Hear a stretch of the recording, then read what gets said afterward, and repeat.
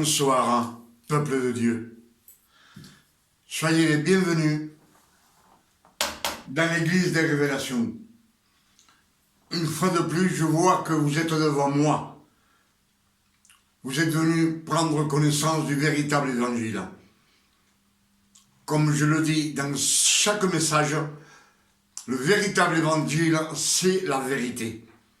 La vérité, celle qui mène sur le chemin qui nous mène à la gloire de Dieu, où l'on reçoit la vie éternelle. Amen. C'est pour cela que je me réjouis. Ce soir, on est lundi 25 mai 2026. Et ce que l'on va méditer, c'est l'autorité qu'une personne se donne le droit, lui, d'avoir de l'autorité sur un prédicateur ou sur un diacre ou sur un chrétien. C'est une autorité que le Dieu, le Père éternel, ne nous a pas donnée. Amen. Alors soyez attentifs à tout ce qu'on va dire ce soir. Comme je vous le dis, dans chaque message, le Père éternel, dans cette année 2026, il nous a ouvert les portes du ciel, afin que nous recevions le véritable évangile. Ce sont les nouvelles révélations que le Père éternel nous donne chaque jour dans cette année 2026. Amen. Alors, soyez attentifs afin de recevoir à 100% de la parole de Dieu. Ce que Dieu veut pour nous. Amen. Et comment nous devons nous comporter vis-à-vis d'un chrétien, d'un prédicateur ou d'un diacre. Amen. Le serviteur doit faire très très attention. Si je vous dis cela, c'est parce que dans les Écritures, Dieu nous dit, Colossiens 2, verset 1 au verset 23. Amen. Il nous parle qu'il a tout effacé. Amen. Même les autorités et tout ce qui nous condamnait. Ça a été effacé, annulé. Toutes les autorités. Cela a été laissé cloué sur la croix par notre Sauveur Emmanuel, le Christ. Amen.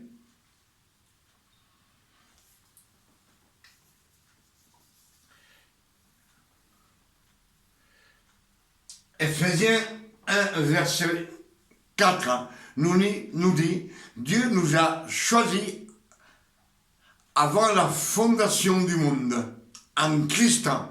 Comme je vous l'ai dit beaucoup de fois, Christ, c'est une phrase hébraïque qui veut dire l'élu. Il nous a choisis afin que nous soyons saints et irrépréhensibles. Amen. C'est ce que nous dit Ephésiens 1, verset 4. Dieu nous a choisis avant la fondation du monde en Christ. Il nous a choisis afin que nous soyons saints et irrépréhensibles. Donc, on a été choisis. Les élus ont été choisis avant la fondation du monde. Amen. Cela représente des millions d'années par rapport à aujourd'hui, dans le passé. Alors,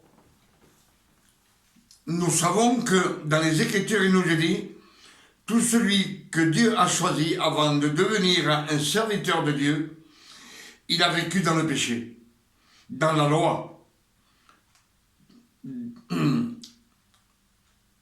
Tout celui que Dieu a choisi avant de devenir un serviteur de Dieu, il a vécu dans le péché.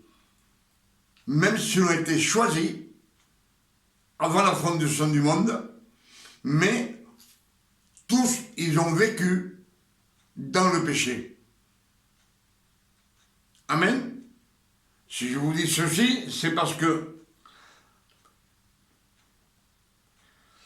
dans la loi, tous sont pécheurs et tous sont morts dans le péché. Tous les hommes et toutes les femmes que Dieu a choisis, ils ont vécu dans le péché, dans sa jeunesse comme dans sa vieillesse, jusqu'à arriver à un moment où Dieu s'est révélé en eux. Il les a choisis. Amen. Ils se sont rendus compte et ils viennent au Père éternel. Amen.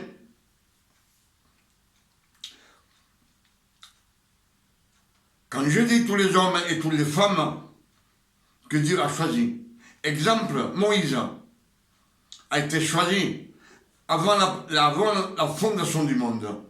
David a été choisi. Pourtant, ils ont péché jusque dans sa vieillesse. David, il a péché jusqu'à dans sa vieillesse.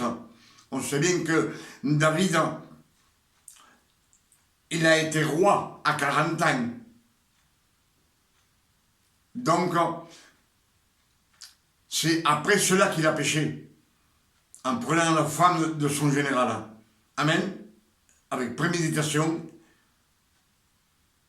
il l'a fait tuer. Il l'a mis en première ligne à la guerre. Ensuite, le roi Salomon, à sa vieillesse aussi, lui,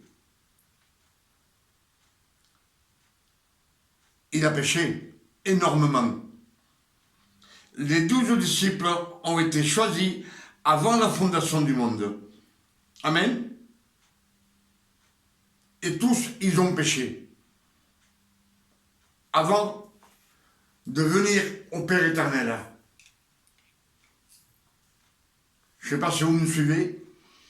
Dans sa genèse, ils ont vécu dans le péché. On le sait. Moïse a vécu comme un prince. Un prince, il était israélite. Amen. Moïse, mais il a péché. Et il vivait comme un prince. Et les princes, on sait comment ils vivent, même de nos jours, dans le péché, dans l'ivresse, dans l'adultère. Amen. C'est après 40 ou 45 ou 50 ans que le Père éternel l'a appelé dans le mont Évron, où il y avait le buisson ardent. Amen. Amen.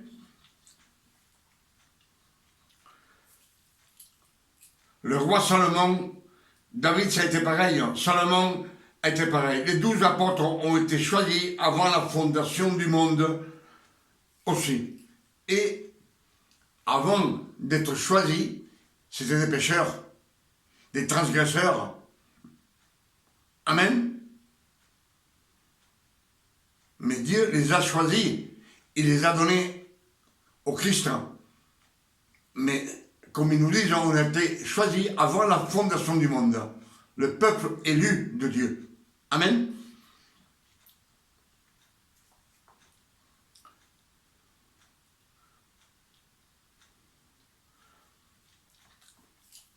Sauf Christ.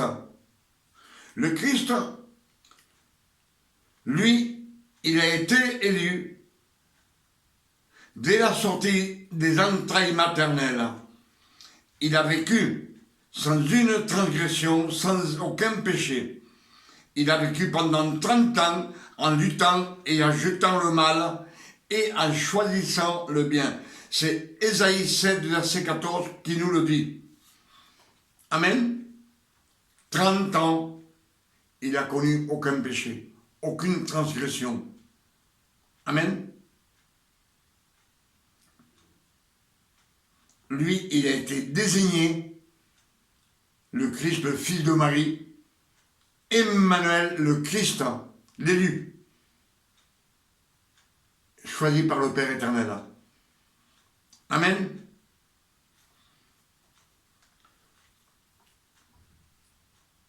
Et comme je vous disais, Noé avait 500 années quand Dieu l'a choisi.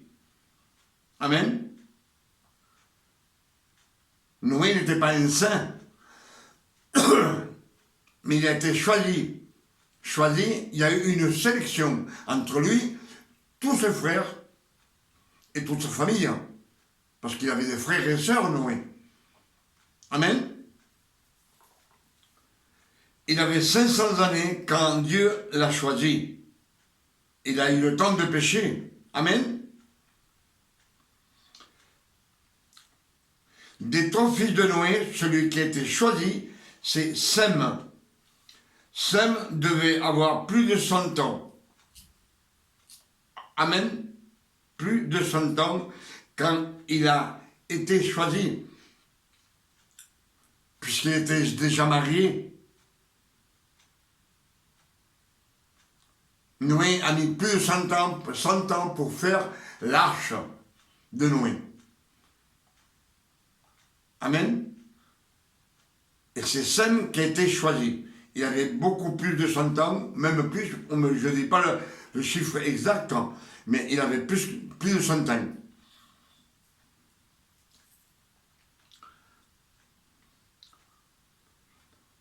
Abraham a été choisi entre ses frères à 75 ans. Donc, à 75 ans, il a dû vivre dans le péché puisque ses parents adoraient les idoles. C'était des idolâtres. Amen. Sarah avait 65 ans quand Dieu les a choisis.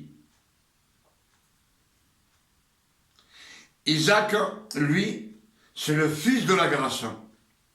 Amen. Jacob, ce n'est pas écrit à l'âge qu'il a été choisi, mais il a été choisi avant sa naissance. On nous dit bien, tous ceux qui ont été choisis ont été choisis avant la fondation du monde, les élus. Amen. Jacob, ce n'est pas écrit, mais il y a des indices qui nous disent qu'il s'était enfui de chez lui. Il a travaillé pendant 21 ans avec Laban, son beau-père. Donc, avant qu'il serve Dieu, il a entre 50 et 60 années. Et les 12 disciples, ils étaient majeurs avant d'être choisis. Amen. Mais toutes ces personnes ont été choisies avant la fondation du monde. Amen. Si je vous ai dit tout ceci, c'est parce que dans les Écritures, le Christ nous dit, Galates 4, verset 4, que quand le temps fut accompli, le Père éternel a envoyé le Christ, né d'une femme, née sous la loi, afin qu'il accomplisse toute la loi. Les 613 commandements. Et qu'il rachète tous ceux qui sont sous la loi, le peuple élu. Simplement, le peuple élu. Et que nous reçussions l'adoption de fils, adopté comme fils. On n'est pas fils charnel, biologique, mais on est adopté. Quand on est adopté comme fils, on est fils de Dieu et on a la vie éternelle. Amen. Pas avant. La création, le monde entier, c'est de la création. Ce n'est pas des fils de Dieu. Amen. Même ceux que dans l'Ancien Testament ont été choisis, ce n'étaient pas des fils de Dieu. C'était la création, mais il a été choisi, béni et sanctifié, disent les Écritures. Tous ces gens qui ont été nommés dans la Bible, elles sont sauvées. Mais pas le reste. Le reste, tous ceux qui sont morts dans la loi, nous disent les Écritures, dans la loi, personne n'est sauvé. Amen. C'est pour cela que le Père éternel a envoyé le Christ pour nous racheter de la loi, nous sortir de la loi. Amen. S'il nous a sortis de la loi, on n'appartient plus à la loi. Galates 5, verset 1 nous le dit aussi, le Christ nous a donné la liberté. Il nous a affranchis de la loi. Il nous a affranchis, il nous a rachetés avec ses souffrances. 33 ans en train de souffrir pour nous racheter de la loi et pour nous adopter comme fils, adoption. Et les Écritures nous disent, Galates 5, verset 1, maintenant, ne vous laissez plus mettre sous le yugo de la servitude. La servitude, c'est la loi. C'est d'être un serviteur et servir quelqu'un. On est fils de Dieu. Amen. Les fils de Dieu ne reçoivent des ordres de personne. Amen. Même le Père éternel ne nous oblige pas à faire quelque chose. C'est pour cela qu'il nous a donné le libre arbitre. Si tu veux, tu le fais. Si tu ne veux pas le faire, tu ne le fais pas. C'est pour cela qu'on a le libre arbitre. Même le Père éternel ne nous oblige pas.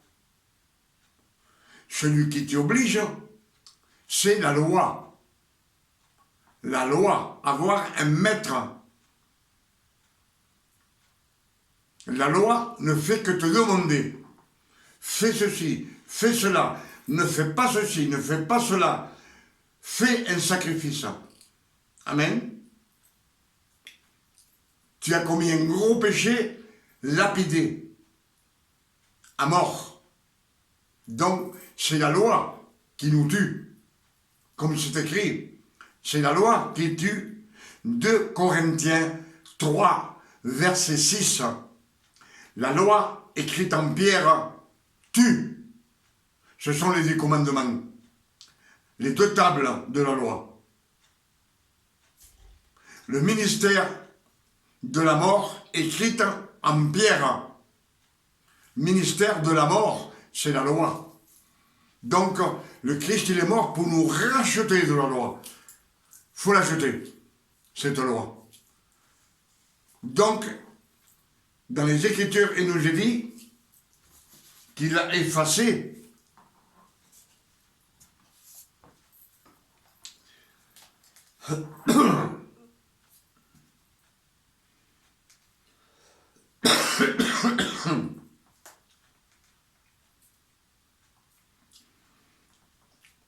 dans les Écritures, il nous est dit qu'il a effacé toutes les ordonnances qui nous condamnaient et qui persistaient contre nous. À chaque fois qu'on faisait un péché, les ordonnances nous ordonnent de faire un sacrifice. Amen. Mais le Christ sur la croix, après que Dieu l'ait ressuscité, par son sang précieux, il a tout effacé. Il a aussi effacé les autorités. Amen. Tout cela a été cloué et laissé sur la croix il y a 2026 ans. Donc, on n'a aucun intérêt à être autoritaire, puisque le Père éternel ne nous a pas donné cette autorité. Alors, je suis un prédicateur, et quand je demande quelque chose à un prédicateur ou à un chrétien, à un diacre, je dis, si tu veux, on sait qu'un diacre, il est là pour ranger les chaises, pour nettoyer la salle, pour fermer la salle. Amen. Mais si ce diacre, il est fatigué, qu'il vient de travailler, il se sent mal à l'aise, et le diacre nettoie, et il te dit, je ne peux pas, je suis trop fatigué. Alors, aie de la compassion et demande qui c'est qui veut aider. Qui c'est qui veut aider à nettoyer la salle? Amen. Ne désigne pas un tel, toi, et toi, nettoyer la salle. Non. Demandez qui c'est qui veut, s'il est d'accord. Amen. Pour être correct. Amen. Si quelqu'un a péché, on peut lui dire, tu as péché, ce que tu as fait, c'est mal, mais je n'ai pas le droit de le condamner. Je n'ai pas le droit de le sanctionner, de lui dire, tu as péché, je t'enlève le pain, la Sainte Seine, le pain et le vin. Je n'ai pas le droit. Le pain et le vin, c'est le Christ qui nous le donne. C'est notre nouvelle alliance. Le nouveau pacte que le Christ a fait avec la création, afin que nous devenions des fils de Dieu. Adoption. Amen.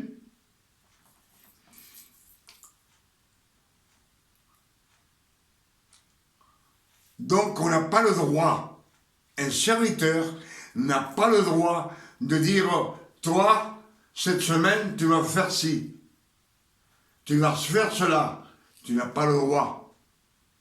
Demande qui c'est qui veut, qui c'est qui décide lui-même. Exemple, dans la salle, supposez que le diacre il est malade. Et on dit, le diacre est malade. Qui c'est qui veut nettoyer la salle cette semaine? Laissez-les décider. S'il y a une femme, un homme qui veut nettoyer, qui nettoie. Laissez-les décider. Mais toi, tu n'obliges personne. Tu n'as pas le droit d'obliger. Dieu ne t'a jamais donné cette autorité. Cette autorité est dans la loi, mais pas dans la grâce.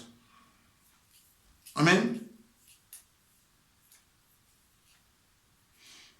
Si tu arrives, si toi tu arrives à sanctionner l'un, sanctionner un autre, tu ne vas pas être aimé. Le peuple qui a vers toi va avoir peur de toi, parce que tu les sanctionnes et tu n'as aucun droit. S'il y a 50 ou 100 personnes et vous êtes en mission pour mettre un chapiteau, les prédicateurs doivent demander qui c'est qui veut nous aider à monter le chapiteau. Amen. Dans les disciples, quand il ne manquait un disciple. Amen. Judas s'est pendu. C'est un disciple. Il en manque un. Donc, pour ne pas avoir à dire de préférence l'un ou l'autre, on va prendre un tel, ou je vais prendre un tel. Non, il tire au sort. C'est Dieu qui décide. Il tire au sort. Et l'un des deux a gagné pour être disciple, puisqu'ils nous disent qu'il y avait 70 disciples. Et dans la haute salle, il y avait 120 personnes. Donc, ils n'ont pas, disons, choisi eux-mêmes. Non, ils ont tiré au sort. Ils n'ont pas mis leur préférence de dire oui, qu'on fait de nos jours, celui-ci est parti, et de préférence, on met celui-là. Non, laissez le peuple choisir. Le peuple doit choisir qui est-ce. C'est lui qui choisit, le peuple. Pour quelqu'un, pour le mettre comme prédicateur dans une salle. Amen. Et si vous êtes le prédicateur principal, ne prenez pas des auteurs. Au contraire, si vous êtes le plus grand, soyez le plus petit. Le plus petit d'entre vous. Comme fait le Christ. L'humiliation que le Christ fait, qu'il lave les pieds aux 12 disciples. Pourtant, c'est le plus grand, lui. Mais il n'y a pas de plus grand. De plus grand. Il n'y en a pas de plus grand. Il le dit, je suis le Seigneur. Et pourtant, c'est moi qui vous lave les pieds. Amen. C'est une parabole.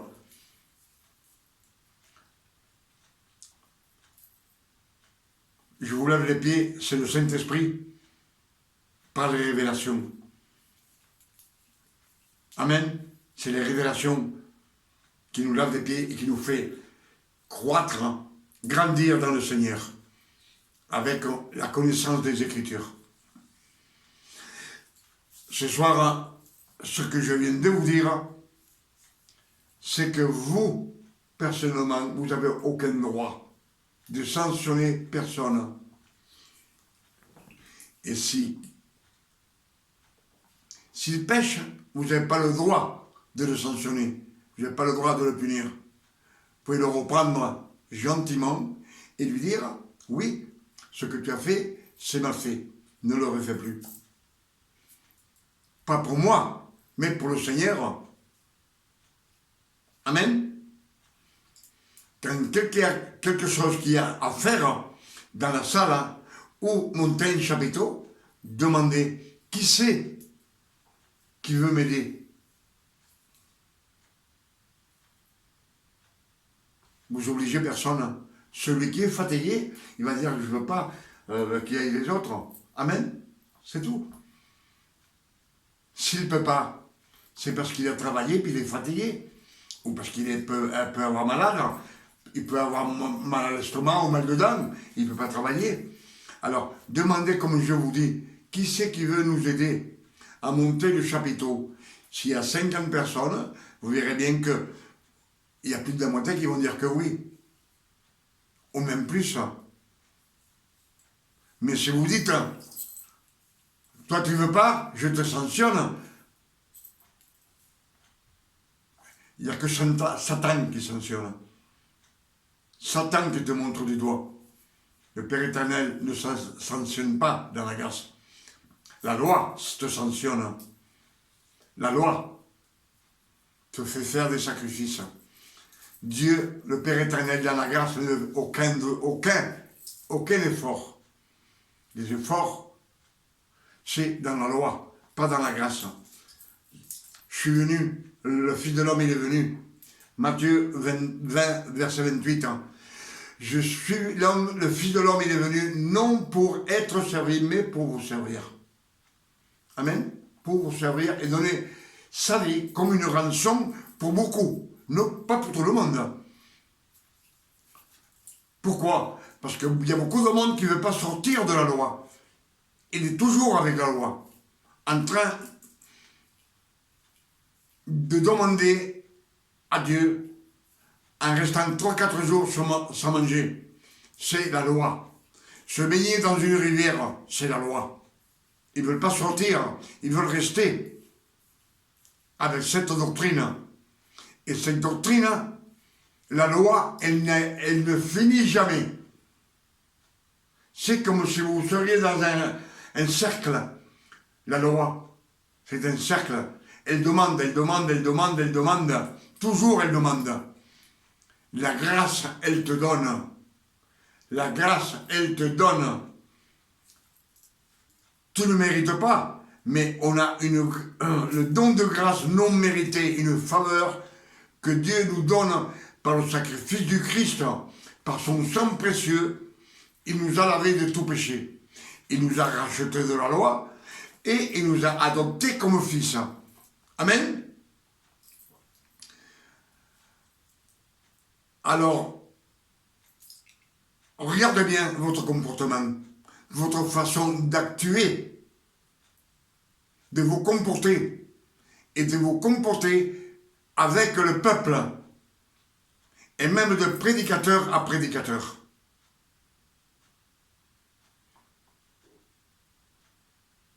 Ne cherchez jamais la première place.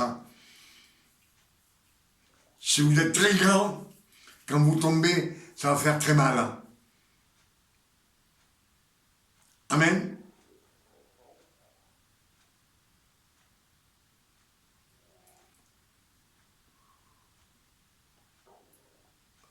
Quand j'ai vu prier, on prie par degré. Par degré. Un tel, l'autre qui est plus ancien, l'autre qui est plus ancien, et l'autre qui est plus ancien, et l'autre qui commande. Non.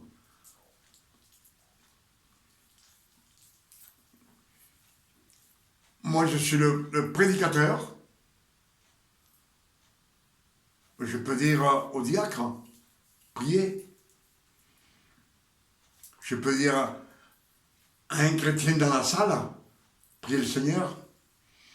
C'est pas obligé qu'il soit de l'église pour prier. S'il y a un qu'on voit qu'il est toujours dans la salle au fond, on peut dire le frère un tel là-bas au fond, qui prie le Seigneur, ramène-le vers toi. Qu'il prie, s'il veut prier. Priez le Seigneur. Quand on dit prier le Seigneur, c'est qu'il prie. Qu'il demande au Père éternel. Qu'il rende grâce. Amen. Comme j'ai dit l'autre fois, les cantiques qu'on chante, c'est pour le Seigneur. David chantait pour le Seigneur, le roi David. Les anges chantent pour Dieu, pour le Seigneur. Emmanuel le Christ chante pour Dieu. Lui aussi, il chante pour Dieu. Il ne chante pas pour lui-même, et il ne chante pas pour toi. Il chante pour lui, pour Dieu. Amen. Si toutes ces petites révélations peuvent vous servir à sortir de la loi, à ne pas mélanger la loi et la grâce, et marcher sur la vérité, le chemin qui mène à la vie éternelle. Amen. Que Dieu vous garde et vous bénisse avec tous ces messages qu'on a reçus ce soir. S'il me manque quelque chose à dire, c'est parce que j'ai oublié. Mais je dis 1000 fois, Seigneur, 1000 fois merci Seigneur.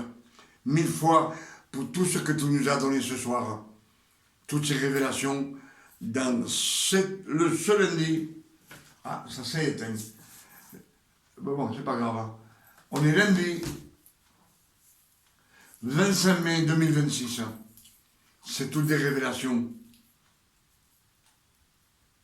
qu'on doit mémoriser. Surtout pour ceux qui aiment commander, qui ont une autorité de maître. Attention, c'est moi, Franck. Amen. N'a pas le droit, aucun droit, aucun mérite, moins qu'une fourmi. On a l'autorité sur la terre. Amen.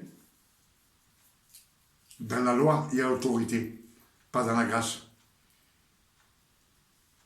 Pour cela, je dis toujours que je suis heureux de tout ce que me donne le Père éternel. Toutes ces révélations, je dis 1000 fois merci, Père éternel. Je suis heureux et je suis reconnaissant de ce qu'il me donne, parce que je peux le partager avec vous, afin que vous aussi vous mémorisiez et que vous choisissez votre chemin, celui, le vrai, qui mène vers le royaume de Dieu, où l'on reçoit la vie éternelle. Amen. Ce soir, je demande au Père éternel, au nom de notre Sauveur Emmanuel le Christ, qui nous donne une nuit de repos, de tranquillité, de paix, de santé, comme le Père éternel donne à ses fils, à tous ceux qui sont ressuscités avec lui, et assis avec le Christ dans les cieux célestes. On est caché dans les cieux célestes, on est avec le Christ. Amen.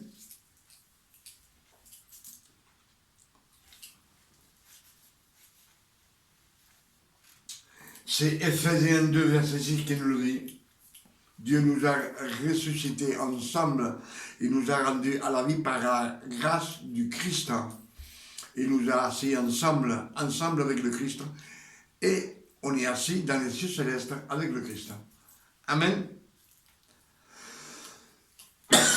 Ça commence. C'est très chaud. Aujourd'hui, on a eu ici, on a eu 36. Ça a été énorme. À votre santé. Et à la santé du Père éternel. Que son nom soit béni, glorifié et sanctifié sur la terre comme au ciel.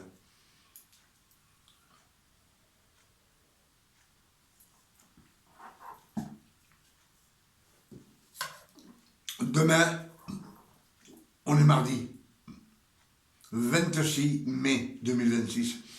Et je vous invite, comme toujours, à venir prendre connaissance des nouvelles révélations que le Père éternel nous donne dans l'église des révélations. Venez nombreux, je vous attends avec impatience. Parce que je sais que demain, le Père éternel va nous donner beaucoup de révélations et je veux les partager avec vous. Amen. Que ce message puisse vous sanctifier et qu'il puisse vous faire monter sur le chemin, grandir dans la sainteté. Car si le Christ nous conduit, on va grandir dans la sainteté. De plus en plus, le Christ nous amènera jamais, le Saint-Esprit nous amènera jamais vers les transgressions, ni vers les tentations. Il va nous garder. Il nous garde de tout cela. Amen. Que Dieu vous garde et il vous bénisse. Amen.